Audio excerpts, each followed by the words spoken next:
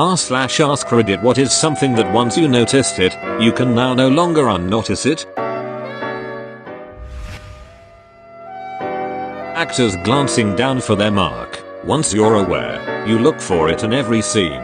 It's most easily spotted in sitcoms.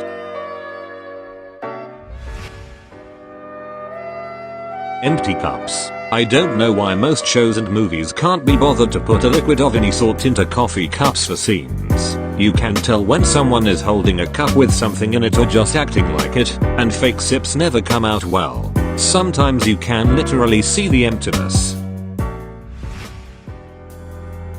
A sign maker for a local Chinese restaurant made an error when creating the lighted sign for the business. It reads, "We delivery," instead of "free delivery." They let the Chinese restaurant have a sign for free if they accepted it as is. I'd never noticed the "we delivery" until it was pointed out.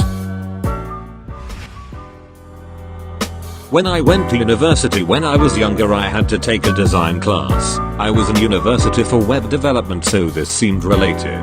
I was immediately turned off from the class because it had nothing directly related to web design but was just a class on design principles. I grew to cherish the lessons I had learned, and it made me realize how poorly designed most consumer shit truly is. Sit in a vehicle but it's hard to see out the back window? Shit design. Buy a blender and want to clean it only to find it awful and difficult? Shit design. Want to log into your government's website and change your settings but it only works in IE8? Shit design.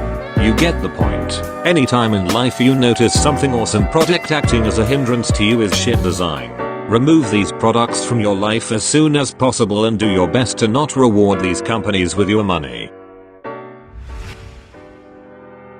Paid for by shit design TM. In movies and TV, nobody ever says bye at the end of a phone call. I saw someone on here use the quote from Taken a while ago to show how it doesn't always work. I don't know who you are. I don't know what you want. If you are looking for ransom, I can tell you I don't have money. But what I do have are a very particular set of skills. Skills I have acquired over a very long career. Skills that make me a nightmare for people like you. If you let my daughter go now, that'll be the end of it. I will not look for you. I will not pursue you. But if you don't, I will look for you. I will find you. And I will kill you. Goodbye. Stripper poles are rigged to rotate on bearings. When a stripper elegantly runs up to a pole and spins around it, the pole is rotating. If it didn't, strippers would get the worst chafing.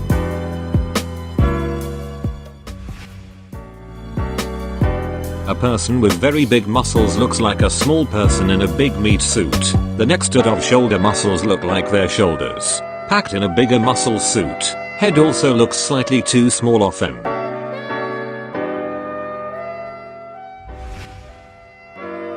I never paid attention to other drivers on the road before I started driving a truck. When you sit high above the traffic, it's like having a magnifying glass on other drivers. The stuff that takes place on the road is unbelievable. It's impossible to unnotice it. I heard a former truck driver tell me that you see some horrific things on the road with this faraway look in his eyes. I asked for examples but he wouldn't give any. Would you mind sharing some? Besides the usual accidents, some PPL in general are truly thoughtless, careless, reckless drivers that shouldn't be operating a matchbox car. I've seen PPL texting, reading books, applying makeup, combing their hair, holding their phone to their ear with one hand and talking, gesturing with their other hand, and no hands on the steering wheel. PPL eating. I've seen PPL hit ditches, cut off other vehicles, cause accidents. Distracted drivers are freaking nightmare for truckers. I've seen many accidents between trucks and cars, and 90% of them are due to distracted driving by the operators of the car. I'm not saying truckers are innocent, as I've seen quite a few idiot truck drivers on the road that drive like they got their license out of a box of Lucky Charms. I can't really recall any exact incidents, but believe me, there are a lot. And that far off look in that driver's eyes, well, that's years of road combat. The highway is our battlefield. The laugh track in The Big Bang Theory. My brain had successfully ignored it for years and I liked the show. Then I told a friend I liked it and he was yeah but the background laughs are so over the top and constant I can't stand it. Bam. Couldn't stand 5 minutes of the show ever since.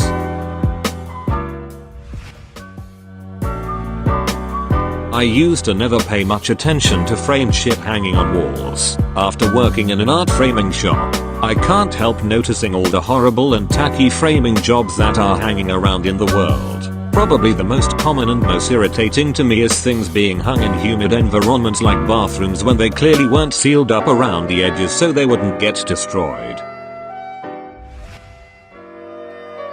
My dad mentioned to me a while back that the noise pigeons make sounds like I am a pigeon. I laughed, but when I heard the pigeons in our garden sometime later that was all I could hear. I am a pigeon. I am a pigeon. I am a pigeon over and over again.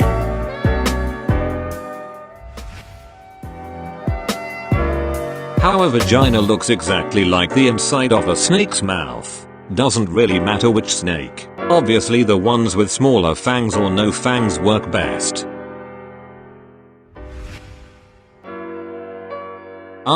Don't put your dick in that. While I was in the Navy, on one of my ships there was a guy with a weird ear thing. Basically a birthmark or defect or whatever. His one earlobe was connected to the side of his head, but was long. Like about 2 inches. So he had a small flap-like thing that ran down the side of his to his neck. It was not super noticeable until you saw it. Then you were like HOOOLY fuck what is that? It was not unnoticeable. For some reason there was an unspoken agreement that no one would talk about it, no one would warn new people, and no one ever pointed it out to anyone else. You would be sitting at lunch and someone would be talking and just stop in mid-sentence and just be all flabbergasted, or finally blurt out something about his ear. He would just look at them and say it's been this way my life. I was born that way. Welcome to those that have seen it. Never tell anyone. And we would not, just to see the look on people's faces when they noticed it. It was like when no one would talk about the ending of The Sixth Sense. You just let people notice it on their own. And once you had finally seen it, it was totally the only feature you remember about the dude.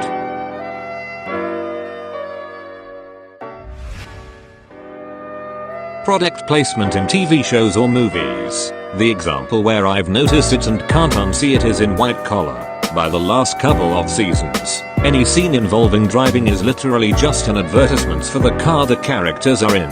I'm talking like the camera pans to the backup camera video on the dash to show you how nice it is to have, or a character makes a comment about what the little green eco leaf means on the camera focuses on it for a shot. Totally wrecks my immersion, which sucks because I liked the show. If I ever magically became mega rich I'd pay to remake it. I went with my son to a beginner's filming class. I learned that people in charge of hair, makeup, clothing, accessories, etc. don't always remember how they fixed up actors' actresses from one day to the next while shooting the same scene over multiple days. It's usually very subtle, like a twig of hair out of place, different colored lipstick, the amount of buttons fastened, missing jewelry, etc. Also, food and drink differences, sunny gray skies, and the location of the sun. Now that I know, I constantly look for it in movies and TV shows.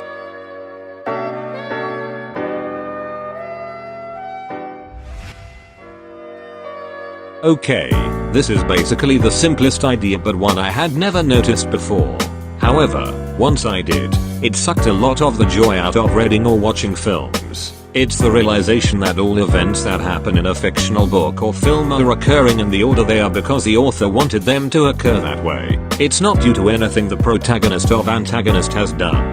That means that every challenge, every encounter, every action that is being met or overcome is occurring unnaturally as part of a preordained plan. That, added to fiction's overbearing reliance on Chekhov's gun, makes it impossible to find tension in any of it.